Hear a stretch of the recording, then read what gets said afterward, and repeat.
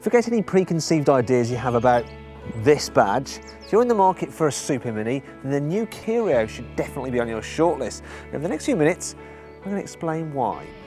Firstly, there's the eye-catching design. Kia's styling department are on fire at the moment, and the Rio is one of the smarter looking small cars on the market.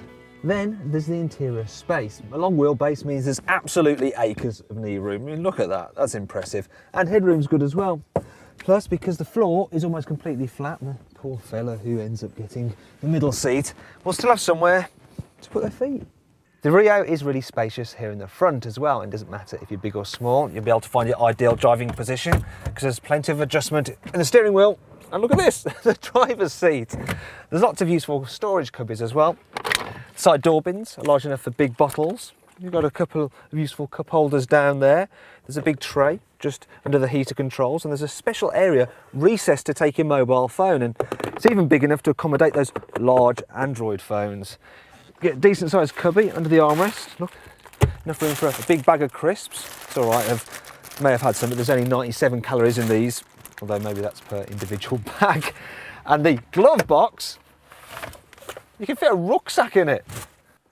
That reassuring thud is a sign that this car has been well screwed together, and that's something that's backed up by Kia's 7-year warranty. The interior design is much better than on the old Rio, and you even got some soft touch materials here on the dash, and some shiny knobs down here, which is nice.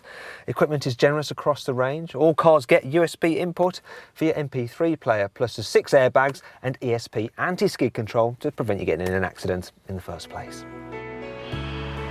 If you do most of your driving in town, then really the Kia Rio is the only car you're ever actually going to need. Its compact dimensions make it easy to navigate through traffic and squeeze into tight parking spaces, while the controls are nice and light, which makes low speed manoeuvres a bit of a breeze.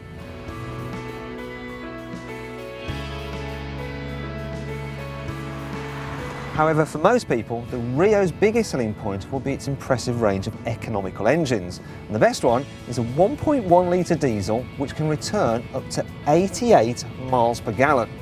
Now, you did just hear that correctly. You don't need to rewind the video. I did just say 88 miles per gallon.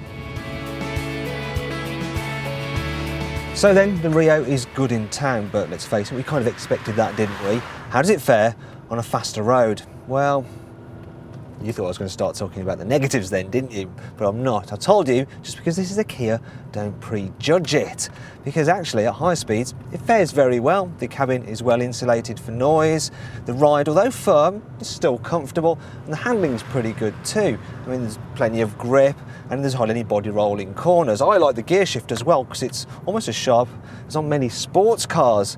That said, the car still isn't as much fun as more zesty super minis, such as the Ford Fiesta, and the reason for that is that the steering, it's just way too vague.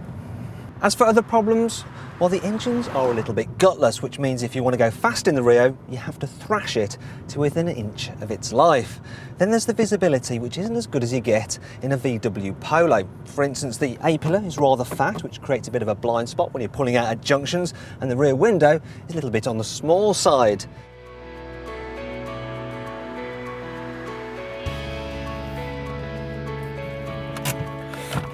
You're going to have to follow me to the boot to see the final problem.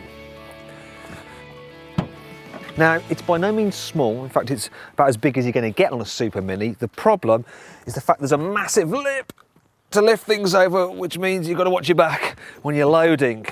And if you want to carry larger items, yes, of course, you can fold down the rear seats, but you get this huge ridge just there, look, so you can't actually slide big items right to the back. But come on, this is a cracking super mini. It looks smart, it's good value for money, it costs peanuts to run, it comes with a 7-year warranty. I mean, all that should be enough to convince you not to be a badge snob.